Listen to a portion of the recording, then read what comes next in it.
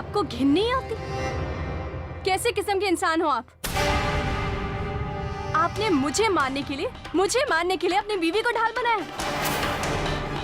यहाँ लड़ाई आपकी और मेरी है, तो मुझ पर वार कीजिए, मुझ पर। खड़ी हूँ मैं आपके सामने। उठाइए शस्त्र और कीजिए मुझ पर वार। मैं हमेशा ये सोचती थी कि मैं आपको मारकर न जाने कितने रिश्तों को मारने जा रही हूँ, लेकिन मैं गलत थी। पर अब मेरे हाथ बिल्कुल भी नहीं कांपेंगे आपको मारने से।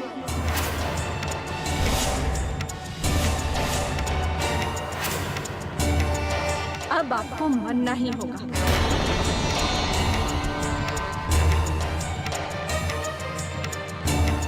क्योंकि आप इन रिश्तों के लायक ही नहीं हैं।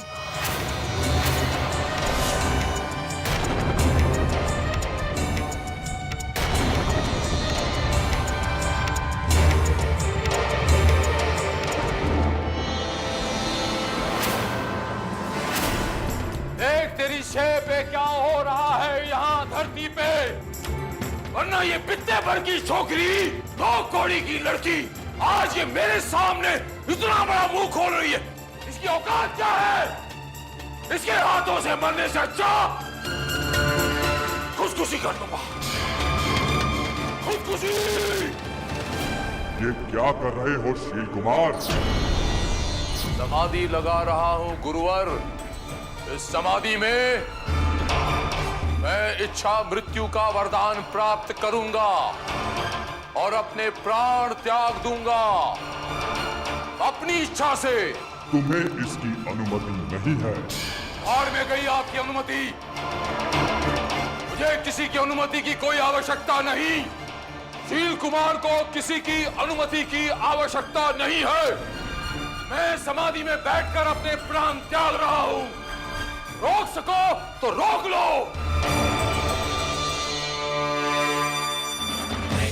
शस्त्राणि नैनं दहति पावकः यद्यापो नासो सैति मार्गः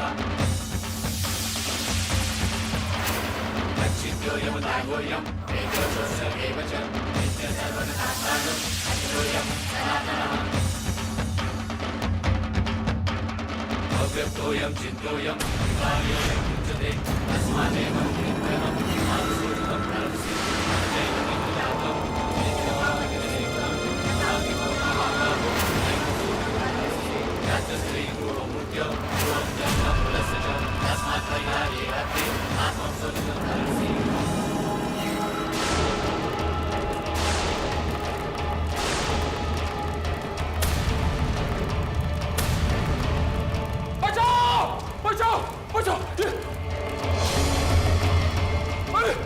अरे घर में कोई है?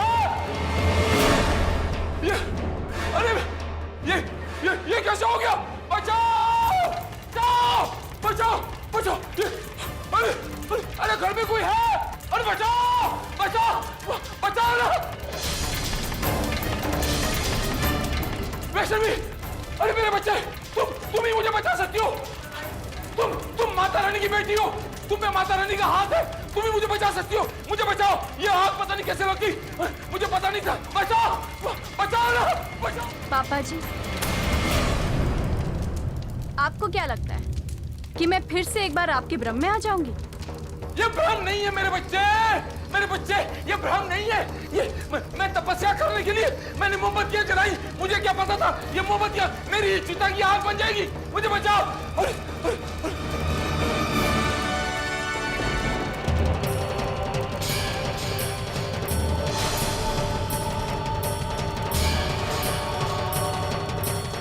तुम खड़े खड़े मुंह क्या देख रही हो? बचाओ ना मुझे, बुलाओ किसी को घर में से। पापा जी, पता नहीं क्यों, लेकिन मुझे आपके ऊपर तरस ही नहीं आ रहा। अरे मेरे बच्चे, वंश! मोक्ष! अरे वंश! मोक्ष! अरे घर में कोई है? अरे मेरे बच्चे, ये आग बढ़ती जा रही है। कुछ करो मेरे बच्चे, ये आग बढ़ती चली जा रही है। मेरे साथ साथ पूरा घर जल सकता है, लोग मर सकते हैं। जल्दी करो। पापा जी, ये आग आपकी लगाई हुई है। इसमें सिर्फ आप जलेंगे, आप।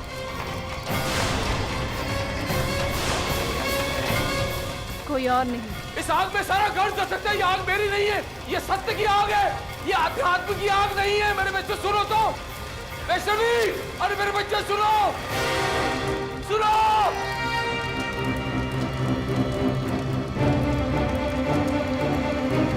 वैष्णवी, अरे मेरे बच्चे सुनो। बस बहुत देर हो चुकी है, अब तेरी माफी के कोई मायने नहीं है।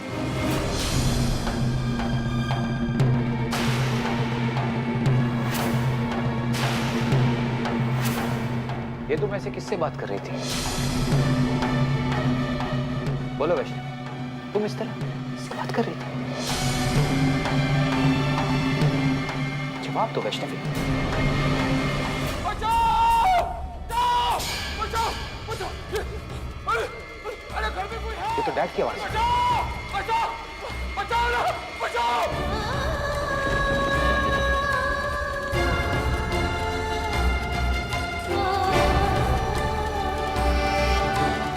बचाओ! अरे घर में कोई है? वंश! वंश! वंश! वंश, मुझे बचाओ! ये आग कैसे लगी डैड? मुझे नहीं पता वंश, मुझे रोक भैया! डैड! डैड! वंश, आप मत जाइए, आप रुक जाइए, आप चल जाएंगे। पागल हो गई हो तुम? डैड वहां चल रहा है, तुम मुझे रोक रही हो? वंश, वंश नहीं। रोक भैया! माँ!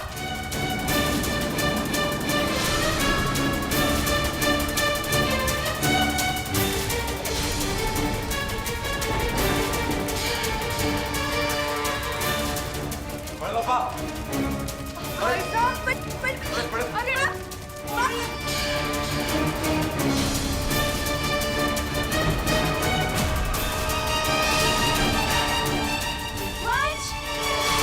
वंश, वंश।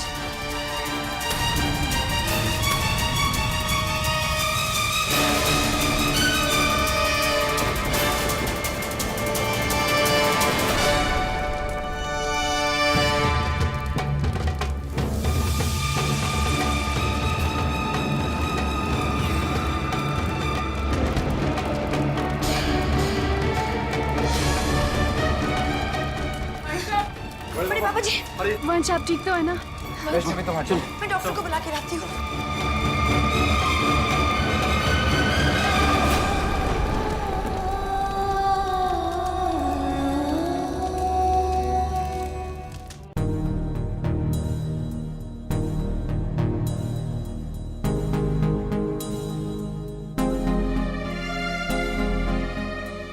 इनकी हालत नाजुक है, कुछ भी कहना मुश्किल है। आप जल्दी से एम्बुलेंस बुला लीजिए। एम्बुलेंस? इन्हें तुरंत हॉस्पिटल ले जाना बहुत जरूरी है, वरना इनका बचना बहुत मुश्किल है।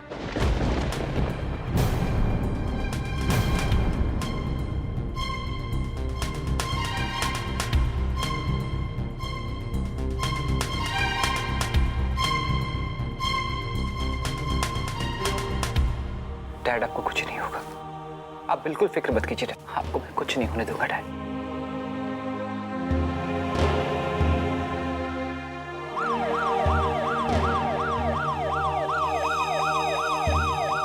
डैड, एम्बुलेंस भी आ गई है, तब ठीक हो जाएगा।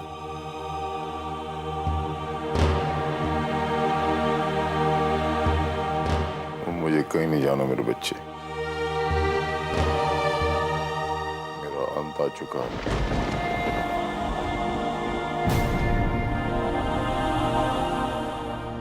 मुझे यहीं इसी घर में मरने दो।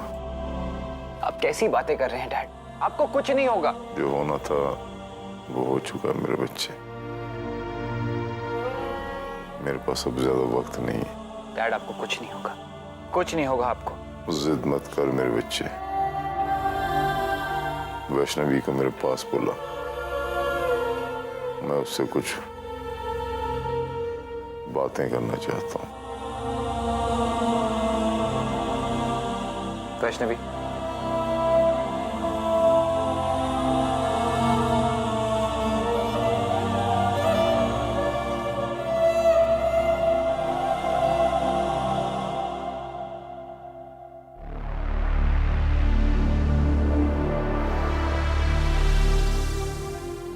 गलती हो गई मुझसे मेरे बच्चे।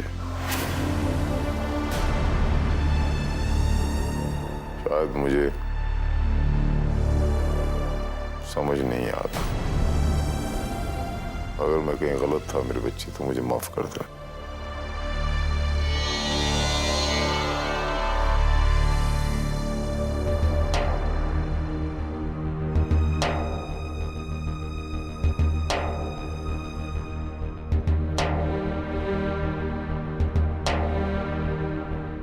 डॉक्टर साहब आप हॉस्पिटल से प्लीज सारे जरूरी सामान यही मंगा दीजिए। डैड का इलाज यहीं होगा।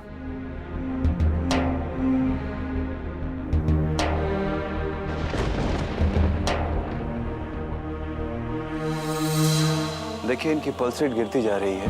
अगर आज रात इनकी तबीयत में कोई सुधार नहीं हुआ तो कुछ भी कह पाना बहुत मुश्किल होगा। आप लोग भगवान से प्रार्थना कीजिए। आई होप सब अच्छा हो। अगर इनकी हालत में कोई सुधार होगा तो मैं आप लोगों को बुलवा लूंगा। प्लीज।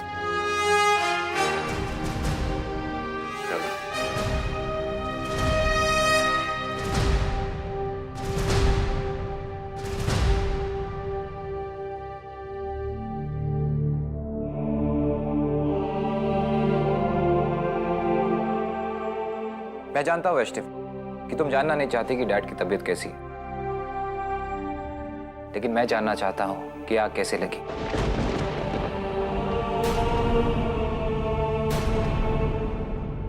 मैं तुमसे कुछ पूछ रहा हूँ वैष्णवी, जवाब दो।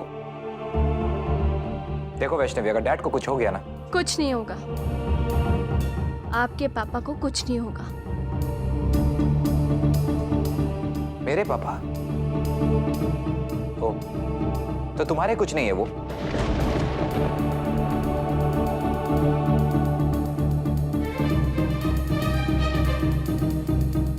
नहीं वंश, वो मेरे कुछ भी नहीं है।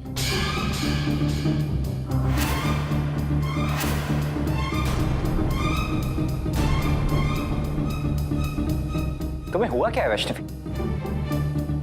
तुम इस तरह बात क्यों कर रही हो? मुझे कुछ नहीं हुआ है। जो भी कुछ हुआ है वो मैं आपको नहीं बता सकती। मेरे अंदर हिम्मत नहीं है।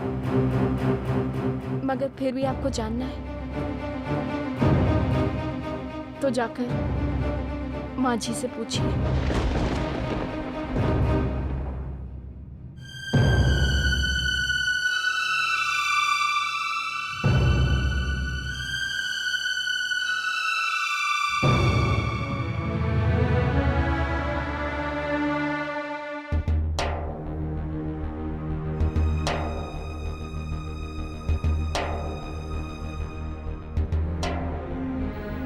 एक पति अपनी पत्नी के सामने मर रहा है और वो उसकी सलामती की दुआ नहीं मांग रही। जिस दिन आपने मुझे मारने की कोशिश की ना, उसी दिन से मैंने अपने आप को विधवा मान लिया। मैं विधवा होने के सारे रस्म पूरी कर चुकी हूँ शील जी। बस आपका मर जाना बाकी है। आपको तो उस आग में जलकर मर जाना चाहिए था। चाहिए, चले जाइए शील जी, उसी आग में चले जाइए।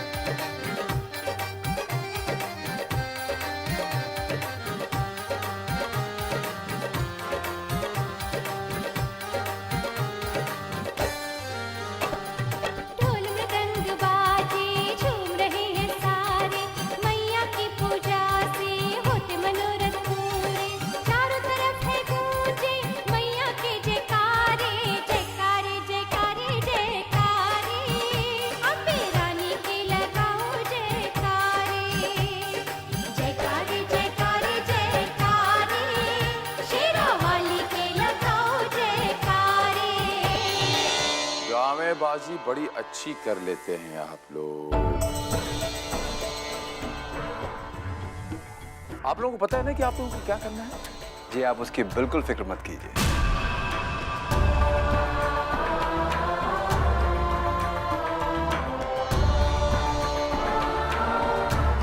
घर वालों को आपको ये बताना है कि मेरी कंडीशन स्टेबल है। Alright sir. और वो जो पाउडर,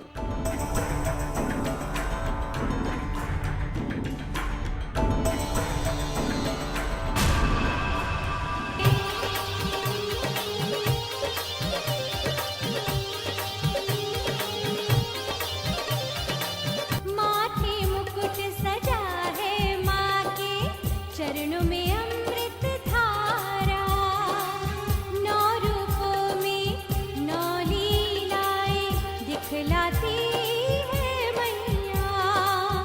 माँ की करुणा बरस रही है, भीग रहे हैं सारे, जो मांगे सच्चे मन से वो खाली हाथ न जाए। जयकारे जयकारे जयकारे, मेहरा वाली के लगाओ जयकारे।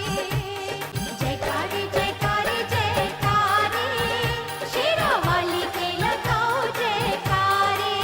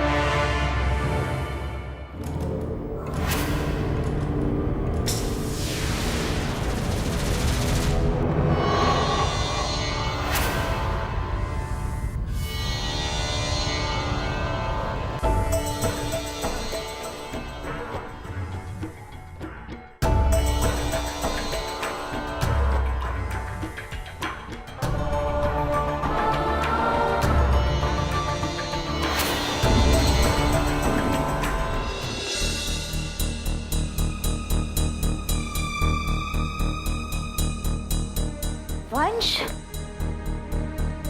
बेटा यहाँ क्या कर रहा है? जाओ वैष्णवी के पास जाओ और कन्याओं को खिलाओ।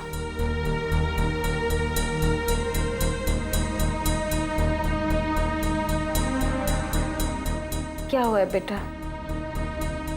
ऐसे क्यों देख रहा है? जाओ जाओ ना, वैष्णवी इंतजार कर रही है, जाओ। आप ठीक तो है ना? मुझे क्या हुआ है? माँ यही तो मैं जानना चाहता हूँ कि आपको क्या हुआ है। माँ ये भी जानना चाहता हूँ कि कल वैष्णवी ने डैड को क्यों नहीं बचाया। माँ कल जब आप डैड से बात कर रहे थे तो मैंने सारी बातें सुन ली थी। माँ मैं जानना चाहता हूँ कि आखिर इस घर में क्या हो रहा है।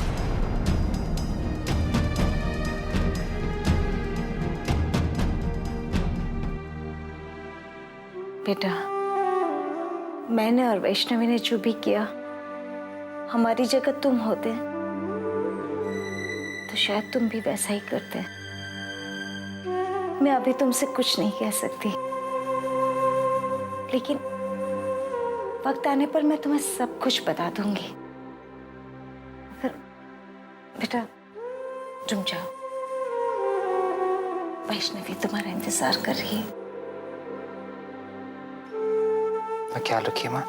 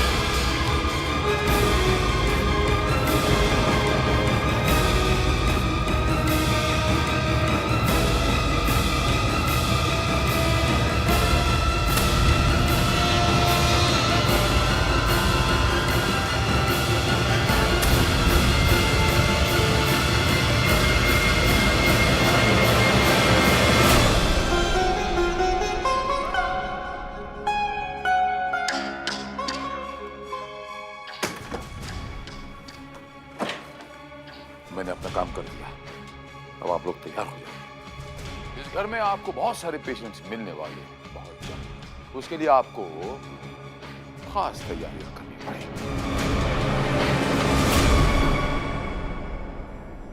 जय माता दी। जय माता दी। माता की चौकी में आए हुए सारे भक्तों को और खासकर नन्ही कन्याओं का मैं स्वागत करती हूँ। आज 26 सितंबर अश्विनी माह शुक्र पक्ष दिन शनिवार नवरात्रों का 8वां दिन है, जो कि माँ दुर्गे के 8वें रूप माँ गौरी के नाम से जाना जाता है। माँ का रंग चांद की तरह सफ़ेद था। कहा जाता है जब माँ धरती के धूल से मैली हो गई तब शिव जी ने उन्हें गंगा में स्नान कराया और माँ का रंग और गोरा और चमकदार हो गया, इसलिए उनका नाम महागौरी पड़ा। उनकी स्तुति गान से मैं आज की पूजा शुरू करूंगी।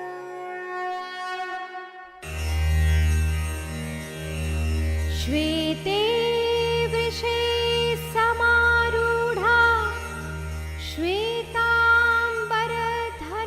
शुचि महागौरी शुभं दध्यान महादेव प्रमोददा।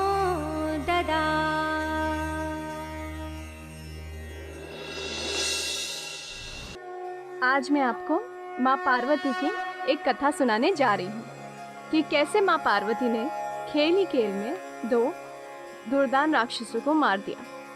प्राचीन काल की बात है। वृदिल और उत्पल नामक 2 राक्षसों ने अमोघ वरदान प्राप्त करने के लिए ब्रह्मा जी की आराधना की। दोनों ने कठोर तपस्या करते हुए बरसों बिता दिए।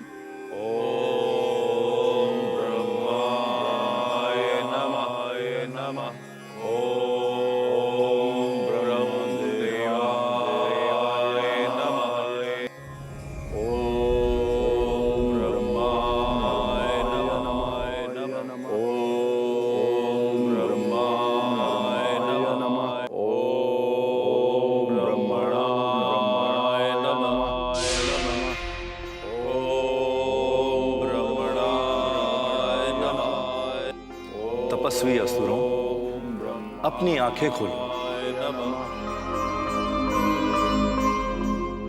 मैं ब्रह्मा तुम्हारे इस तप से अत्यंत प्रसन्न हूं। हे तपस्वियों, तुम्हारा ये तप आराधना सफल हुआ। अब तुम अपना मनचाहा वरदान मांगकर अपनी मनोकामना को पूर्ण करो। आप हमें ऐसा वरदान दें कि सृष्टि में मृत्यु से कदापि हमारा सामना न हो। हम सदैव के लिए अजर अमर हो जाएं। इस सृष्टि में कोई भी प्राणी हमारा सामना ना कर सके। हे तपस्वियों, इस संसार में जिसका जन्म हुआ है उसकी मृत्यु भी निश्चित है। जीवन मरण का ये चक्र स्वयं सृष्टि ही निर्धारित करती है। हे ब्रह्मदेव, यदि ऐसा है तो हमारी मृत्यु का कारण भी आप ही निर्धारित कीजिए। हम उस कारण को अपने जीवन में आने ही नहीं देंगे। तुम दोनों की मृत्यु संसार में जन्मे किसी भी प्राणी के हाथों नहीं होगी और ना ही तुम किसी के हाथों परास्त होगे। परंतु यदि तुमने अपनी कुदृष्टि किसी भी सती स्त्री पर डाली तो वही तुम्हारे विनाश का कारण बनेगी। हे ब्रह्मदेव, हम ऐसी भूल जीवन भर नहीं करेंगे। हाँ, हम किसी भी स्त्री को अपने पास भी फटने नहीं देंगे। हे असुरों, मेरे द्वारा दिया गया यह वरदान कभी निष्फल नहीं होगा, परंतु आप दोनों अपनी इस प्रतिज्ञा पर अटल रहना। जो आज्ञा ब्रह्मदेव। थास्तु। ब्रह्मदेव की जय। वृदिल और उत्पल ने ब्रह्मा जी से वरदान पाकर अपने आप को अजर अमर समझने लगे। असुरी शक्तियों में तो दोनों ही प्रबल थे, फिर कोई भी उनका सामना ना कर सके ऐसा वरदान भी उन्होंने पा लिया। किसी के भी मन में मृत्यु का भय दूर हो जाए, संसार में कोई भी प्राणी उसका सामना ना कर सके, साथ ही असुरी स्वभाव हो तो मतदान हो जाना स्वाभाविक है।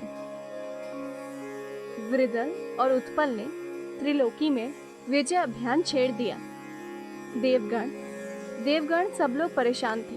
प्रजा हाहाकार कर उठी। जिधर भी वो निकलते कोई भी उनका सामना नहीं कर सकता। दुखी देवता ब्रह्मा जी के पास पहुंचे।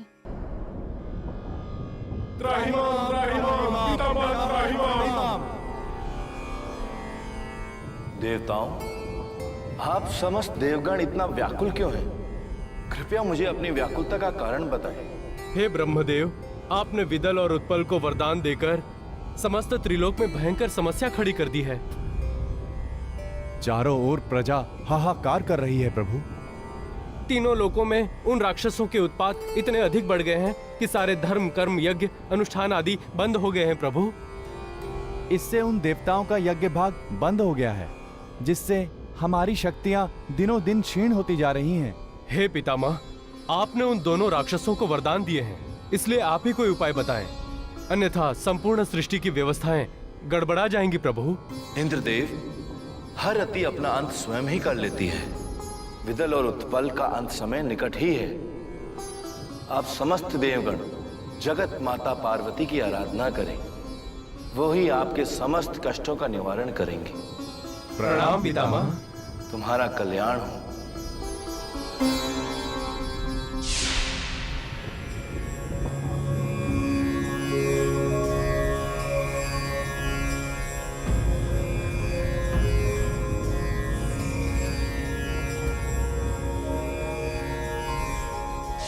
नारायण नारायण। प्रणाम मुनिवर। नारायण नारायण। देवताओं, दुष्ट राक्षसों के अंत का समय निकट ही है। आप सब माँ गौरी की आराधना निष्ठा पूर्वक करते रहे। और अब आप सबकी कार्य सिद्धि के लिए मैं यहाँ से प्रस्थान करता हूँ। प्रणाम मुनिवर। नारायण नारायण।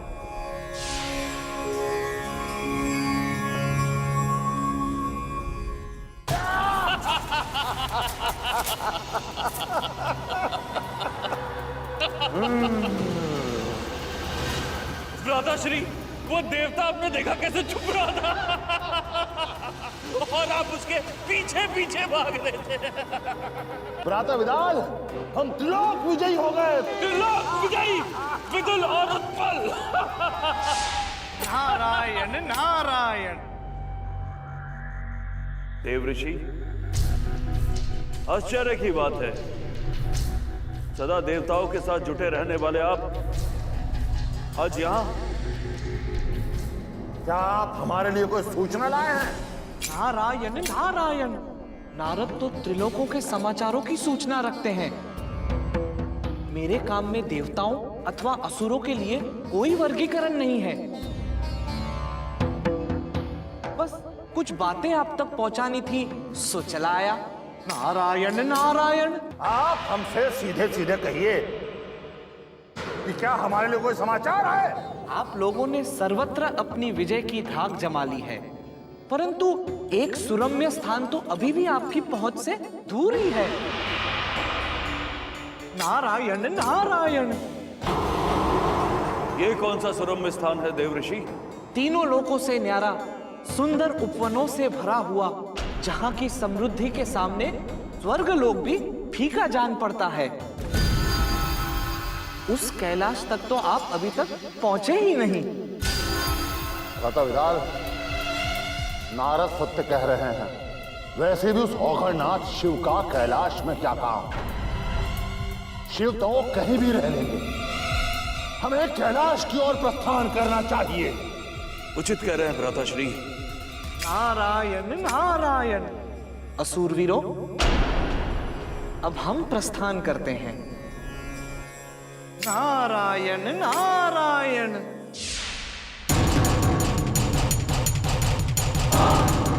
औघड़नाथ, हम आ रहे हैं। सावधान औघड़नाथ!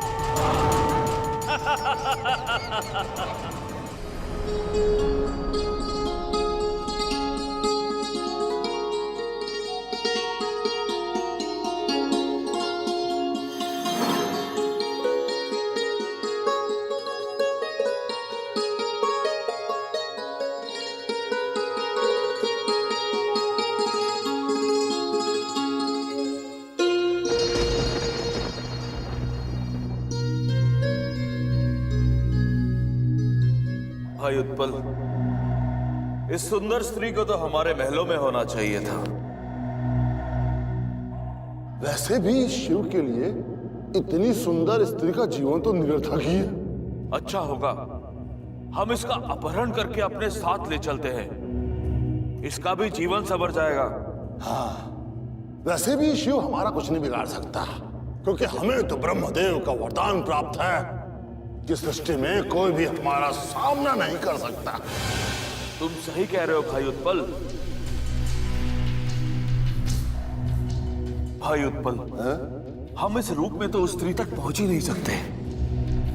हाँ, हमें शीघ्र ही स्थानीय लोगों का रूप धारण कर लेना पड़ेगा, यही उचित रहेगा।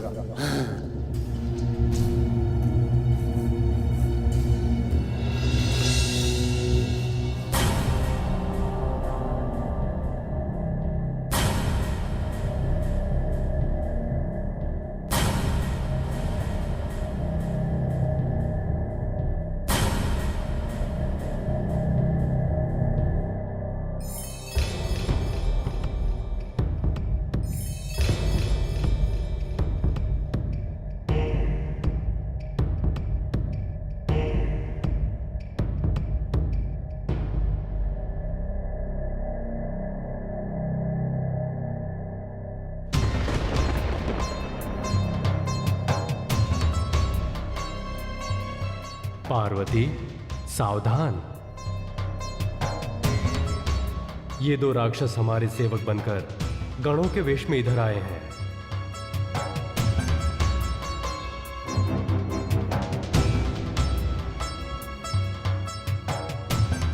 आप चिंता न करें स्वामी, अभी मैं कुछ समय इनको दौड़ाऊंगी, फिर इन्हें यमलोक का मार्ग दिखा दूंगी।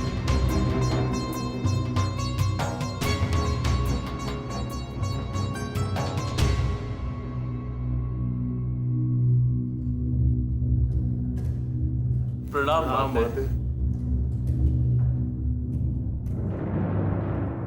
शिवगणों, आप लोग यहाँ क्या कर रहे हो? आइए हमारे साथ क्रीड़ा कर लीजिए। ये लीजिए, इस कंदूक को लेकर आइए।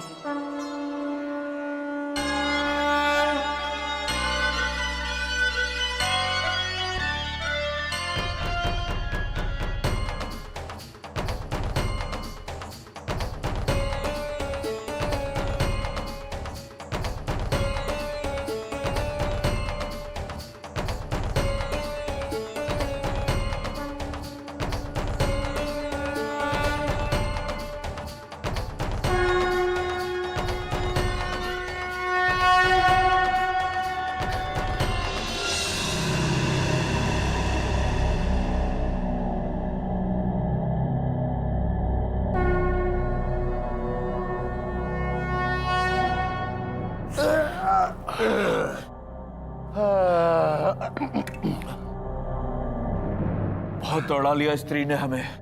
हाँ भ्राता, मैं भी थक चूर हो गया हूँ। यदि इसी तरह हम दौड़ दौड़ कर इसकी गेंद लाते रहे तो यहीं ढेर हो जाएंगे। अब बिना विलंब किए इसका अपहरण कर लेना चाहिए। वैसे भी वो अद्भुत शिव उस ओर आंखें मूंदे बैठा है, यहाँ हमारा प्रतिरोध करने वाला भी कोई नहीं। मत बोलो भ्राता, हम लोग त्रिलोक विजयी हैं, त्रिलोक विजयी। तुम सत्य कह रहे हो भाई उत्पल। अब हमें शीघ्र अपना कार्य सिद्ध कर लेना चाहिए।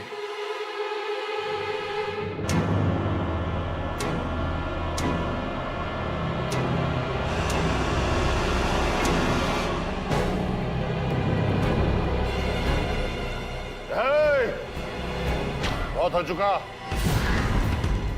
ये पकड़ो अपना बंदूक। अब हमें तुम्हारे साथ कोई खड़ा नहीं करनी है, समझे तुम? जी कैसे नहीं खेलेंगे?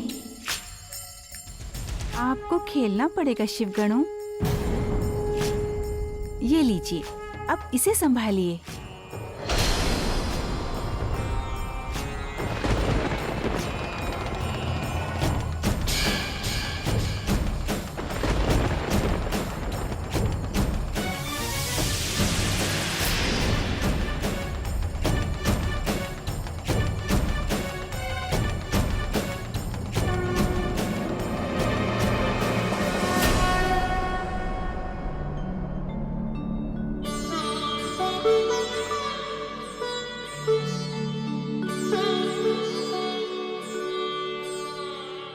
स्वामी, आपने सावधान ना किया होता तो ये राक्षस जाने क्या कर बैठते। देवी पार्वती, इन दोनों की मृत्यु तुम्हारे हाथों लिखी थी, सो ये अपनी मृत्यु को ढूंढते हुए यहां पहुंचे।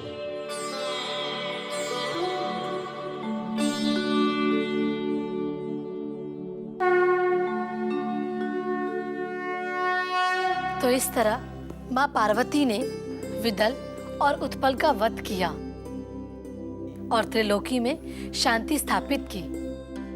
जब जब कोई भी प्राणी, चाहे वो राक्षस हो या नर, अपनी मर्यादा का उल्लंघन करता है तो इसी प्रकार दिव्य शक्तियां उनका श्रृंगार करती है।